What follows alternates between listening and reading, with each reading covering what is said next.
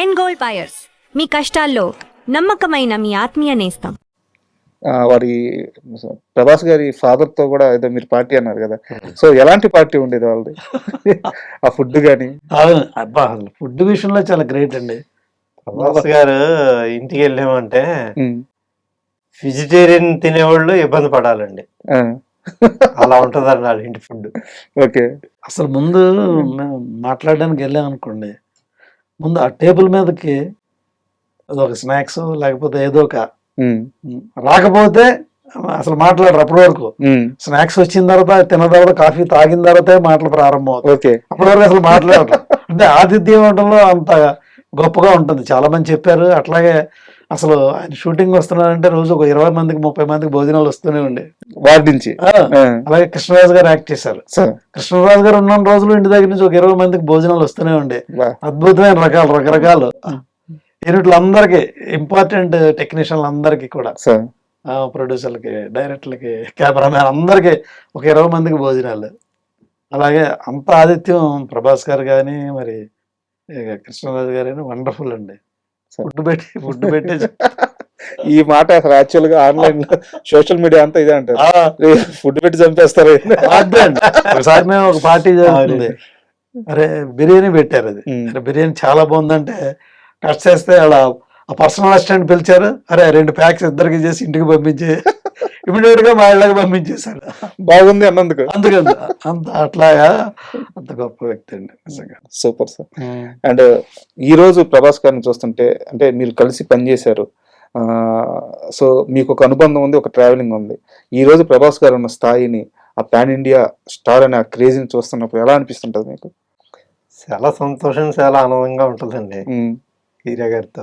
యాక్చువల్గా వారు రెబల్ అయిపోయిన తర్వాత ప్రామిస్ చేశారు మాకు, మరలా మీకు తప్పనిసరిగా సినిమా చేస్తానే, చాలా కష్టపడి తీశారు మీరు ఈ సినిమా, మీరు చేస్తారు తప్పనిసరిగా, నేను ఇంకో సినిమా చేస్తాను మీకని ఆయన ప్రామిస్ చేశారు. మేము ఆ ప్రామిస్ ఇంకా ఉపయోగించుకోలేకపోయేప్పుడు. అంటే మా సినిమా తర్వాత ఆయన అనూహ్యంగా చాలా పెద్ద స్థాయికి వెళ్ళిపోయారు సార్. కానీ ఇప్పటికీ మేము కలిస్తే చాలా రెస్పెక్ట్ ఇస్తారండి ఆయన, చాలా రెస్పెక్ట్ ఇస్తారు, చాలా ప్రేమగా మాట్లాడతారు. ఆ ఆప్యాయత అయితే ఉందండి ఆయన దగ్గర. పోలా ఇప్పటికీ ప్రతి ఫెస్టివల్ కి మాకు మెసేజ్లు వస్తాయి, గ్రీటింగ్స్ వస్తాయి ఉంటాయి ప్రభాస్ దగ్గర ఇప్పటికీ వస్తాయండి, ప్రభాస్ గారి దగ్గర నుంచి. అంటే మీరు ఇందాక అన్నారు సినిమా సగంకి బడ్జెట్ అయిపోయింది, అవునండి, ఆపలేము, ఫినిష్ చేయాల్సిందే, మాకు లాస్ వస్తుందని తెలుస్తుంది, అయినా కానీ సినిమా ఫినిష్ చేస్తాం. ఆ కష్టాన్ని ఆయన గుర్తుపెట్టుకున్నారు, అది గొప్ప విషయం. ఇప్పుడు ఏ నిర్మాత అయినా ఎందుకు సార్ అంత పాకులాడేది? డబ్బులు సంపాదించాలనుకుంటే 100 బిజినెస్లు ఉన్నాయి, 2% 3% సక్సెస్ రేట్ ఉన్న ఇండస్ట్రీలోకి వచ్చి కోట్ల రూపాయలు ఏ నిర్మాత అయినా ఎందుకు పెట్టేది? ఆ ప్రేమ కోసం, ఆ గౌరవం కోసం. అది ఇచ్చిన హీరో అనిపిస్తున్నారు నాకు ప్రభాస్ గారు. కరెక్ట్ అండి. మేము రెబల్ అయిపోయిన తర్వాత పవన్ కళ్యాణ్ గారి దగ్గరికి వెళ్ళండి సార్, ఇది సినిమా చేయాలనుకుంటున్నాం అంటే, మా గురించి ఆయన ఏమన్నారంటే, అబ్బా రెబల్ గురించి నేను చాలా విన్నానయ్యా, మీరు రెబల్ అంత కష్టపడి చేసి ఆ సినిమా రిలీజ్ చేశారు, సో మీరు ఎలాంటి సినిమా అయినా చేయగలుగుతారు, సో మీకు తప్పనిసరిగా నేను సినిమా చేస్తానని ప్రామిస్ చేశారు.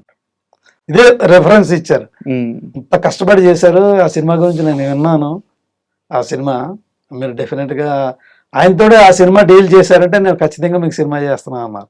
అదే సార్, పడిన కష్టం ఎక్కడికి పోదు అంటారు చూడండి, అదే గుర్తింపు. అండ్ నాకు మీ విషయంలో అసలు నాకు అర్థమే కాంది గౌతమ్ నంద సినిమా రిజల్ట్ సార్, అద్భుతమైన సినిమా అసలు.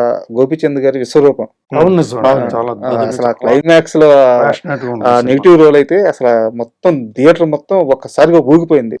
నేను శ్రీరాములు థియేటర్ లో చూస్తున్నాను సినిమా, ఒక రకమైన సునామీ అనమాట.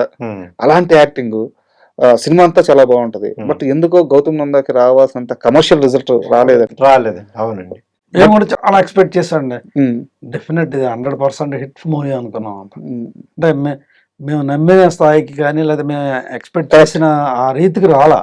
సినిమా బాగుంటుంది, సూపర్ మూవీ, ఈ రోజుకి దాని మీద రిమార్క్ లేదు. డైరెక్టర్ గారు కూడా హీరోకి కథ చెప్పినప్పుడు అండి, 2-3 కథలు అనుకున్నాం, ఈ కథ తీసుకెళ్ళిన వెంటనే ఇమీడియట్ గా ఓకే అన్నారండి, ఈ స్క్రిప్ట్ లో నో కరెక్షన్, ఇమీడియట్ గా మీరు ప్రొడక్షన్ ప్లాన్ చేయండి, షూటింగ్ వెళ్ళిపోదాం అన్నారు. అట్లాగా అసలు ఏ కరెక్షన్ చెప్పలేదండి ఆయన. జనరల్ గా ఆయన స్క్రిప్ట్ లో చాలా కరెక్షన్లు చెప్తారంటారు, ఈ స్క్రిప్ట్ లో అసలు ఏ కరెక్షన్ చెప్పలేదు. అంత బాగా నచ్చింది వారికి కానీ మాకు కానీ అవును. మంచి సినిమా వద్దు అనుకున్నానండి. అంటే మంచి సినిమానే, ఇప్పటికీ మంచి సినిమానే, కరెక్ట్. కాకపోతే రావాల్సినంత. రావాల్సినంత రాలా ఆదరణ. అండ్ ఇందాక మీరు మాట్లాడుతూ పవన్ కళ్యాణ్ గారితో సినిమా చేయాలని వెళ్ళాము, ఆయన కూడా ఓకే అన్నారు. బట్ ఎందుకు ఆ మూవీ ఆన్ బోర్డ్ అవ్వలేదు?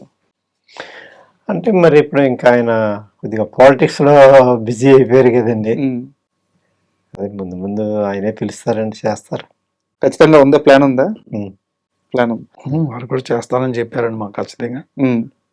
సో నెక్స్ట్ దిగితే పవన్ కళ్యాణ్ గారి సినిమాతో దిగే ఛాన్స్ ఉంది అయితే. అంతేనా? ఉంటాయి సినిమాలు వస్తాయండి. అయ్యో, పవన్ కళ్యాణ్ ఫ్యాన్స్ కి పిచ్చెక్కిచ్చే న్యూస్ వచ్చేసింది అయితే.